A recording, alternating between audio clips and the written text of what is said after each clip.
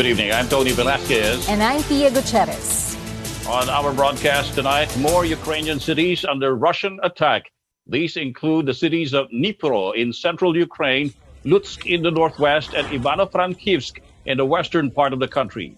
Russian leader Vladimir Putin was told by his defense minister their invasion of Ukraine is being carried out successfully. Around 16,000 volunteers from the Middle East are said to be ready to fight alongside Russian forces. U.S. officials say these may include soldiers from Syria. Putin is a known supporter of Syrian President Bashar al-Assad in his country's civil war. Meanwhile, new satellite images show the 60-kilometer-long Russian convoy heading for Ukraine's capital is now largely dispersed to towns and forests near Kiev as the battle for control of the city continues. U.S. Vice President Kamala Harris supports calls for an international probe of Russia's attacks on Ukraine. Harris spoke in Poland, where she denounced what she called atrocities of unimaginable proportions. Absolutely, there should be an investigation, and we should all be watching. And I have no question the eyes of the world are on this war and what Russia has done in terms of this aggression and these atrocities. I have no doubt. The U.S. State Department vows to work with the international community to hold responsible anyone engaged in human rights abuses and war crimes.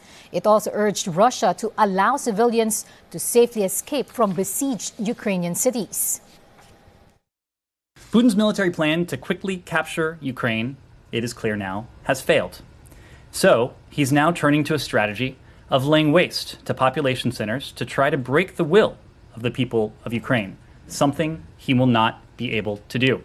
Putin's relentless bombardment, including of civilians trying to flee for their lives, prevents people from safely escaping the inhumane conditions that the Kremlin has created. Russian President Vladimir Putin boasts his country will overcome Western sanctions against it and eventually emerge stronger. Here's the full story. Russian President Vladimir Putin warned on Thursday that Russia would ultimately emerge stronger and more independent after the West imposed what he called illegitimate sanctions. Addressing a government meeting, Putin also said Moscow, which is a major energy producer, would continue to meet its contractual obligations. And he said that Western sanctions would prove self-defeating. Мы с вами хорошо знаем, они призывают своих граждан затянуть пояса. We know it well. They urge their citizens to tighten their belts, dress warmer, and point to the sanctions they impose on us as a reason for their deteriorating situation. Они вводят против нас, как на причину ухудшения положения у них. Hitting back against the West, the Russian government said earlier it had banned exports of telecoms, medical, auto, agriculture, electrical and tech equipment, among other items, until the end of the year. In total, over 200 items were included on the export suspension list, which also covered railway cars, containers and turbines. Earlier on Thursday, Kremlin spokesman Dmitry Peskov also said that Russia's economy was experiencing a shock and that measures were being taken to soften the blow from the raft of far-reaching sanctions. The situation is totally unprecedented. The economic war that has started against our country has never taken place before. So it is very hard to forecast anything. One needs not to forecast, but to act to minimize the negative consequences and further risks.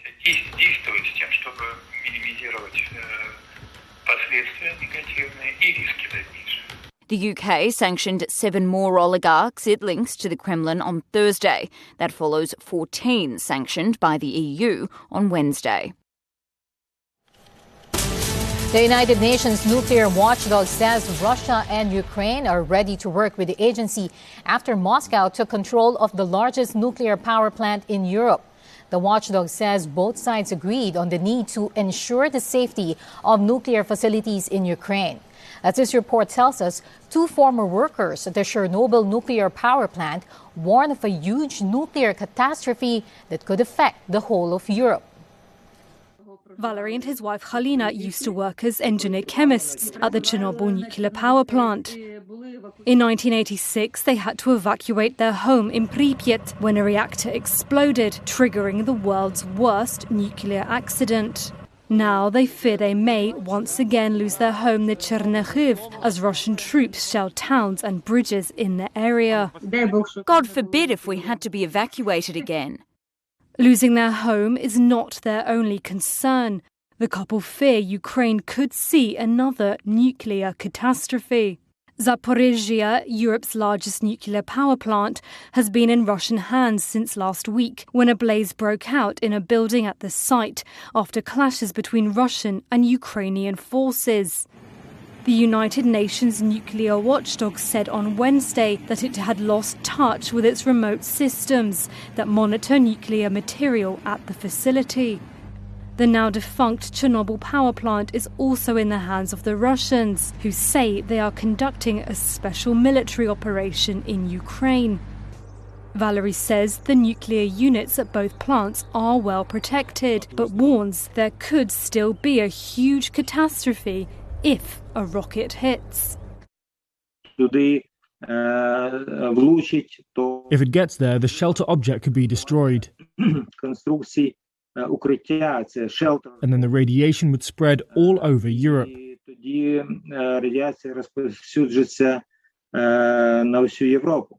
If any of the reactors at Energodar, Zaporizhzhia nuclear power plant, is damaged, it will be Fukushima.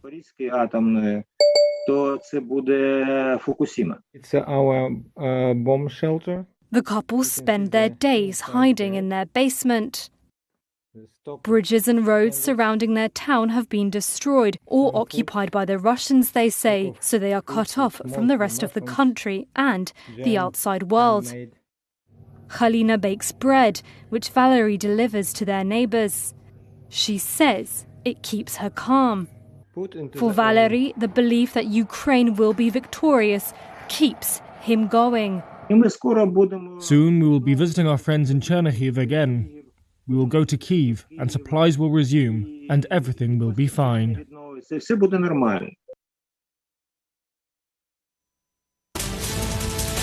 Ukraine President Volodymyr Zelensky worried by Russian allegations his country is preparing for chemical attacks. He denies Ukraine's laboratories are working with the U.S. to develop biological weapons. Zelensky admits he's now worried about Russia's capability to deploy its chemical weapons in Ukraine. The U.S. earlier dismissed Russia's claims as laughable. It suspects Moscow could be laying the groundwork to use chemical or biological weapons in its Ukraine invasion. The UN Security Council is convening Friday to discuss the matter. U.S. President Joe Biden vows to send more security assistance to Ukraine. He says the U.S. will also do more to help Ukraine address the worsening humanitarian crisis. The American people in the entire world have rallied to support the Ukrainian people. We have donated thus far $1 billion in security assistance, and more shipments of defensive equipment are on the way as I speak. We're coordinating deliveries of anti-armor and anti-air capabilities with a wide range of our allies and partners. And we're providing tens of thousands of tons of humanitarian needs from food, water, and medicine.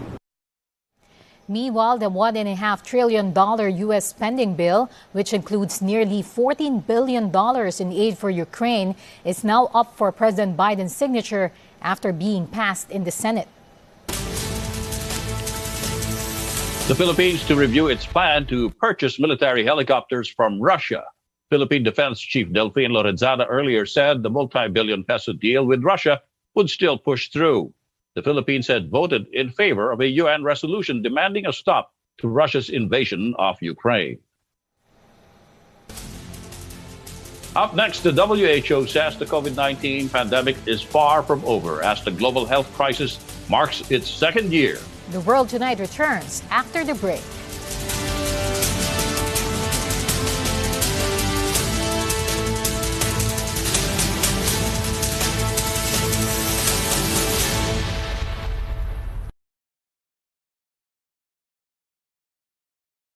sa pagpapatuloy ng ating pagtutulungan, sama-sama tayong makibahagi.